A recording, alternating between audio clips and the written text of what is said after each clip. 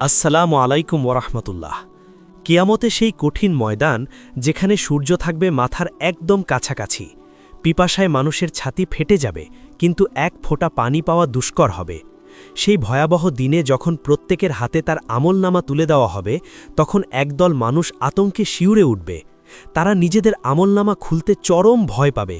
কিন্তু কেন কেন সেদিন মানুষ নিজের সারা জীবনের সঞ্চয় দেখতে এতটা ঘাবড়ে যাবে?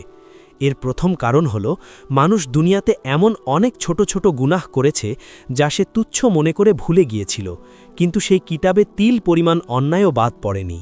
দ্বিতীয়ত, মানুষের গোপন অপরাধগুলো যা সে দুনিয়ার চোখের আড়ালে করেছিল, সেদিন তা সবার সামনে প্রকাশ হয়ে যাওয়ার ভয় তাকে তাড়া করবে।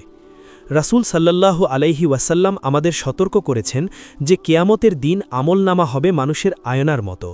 সহিহ বুখারী হাদিস নম্বর 6537 অনুযায়ী কিয়ামতের দিন হিসাব হবে অত্যন্ত সূক্ষ্ম। যারা দুনিয়াতে একনিষ্ঠ ইবাদত করেনি এবং লোক দেখানো কাজে লিপ্ত ছিল, তারা সেদিন তাদের আমলনামায় কোনো সওয়াব খুঁজে পাবে না।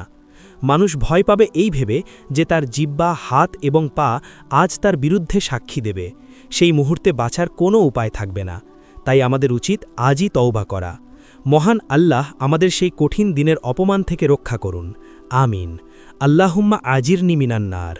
ইনশাআল্লাহ, যদি আমরা আজ থেকে সতর্ক হই, তবে সেদিন আমলনামা হবে আমাদের জন্য আনন্দের বার্তা। আসসালামু আলাইকুম ওরহমতুল্লাহ।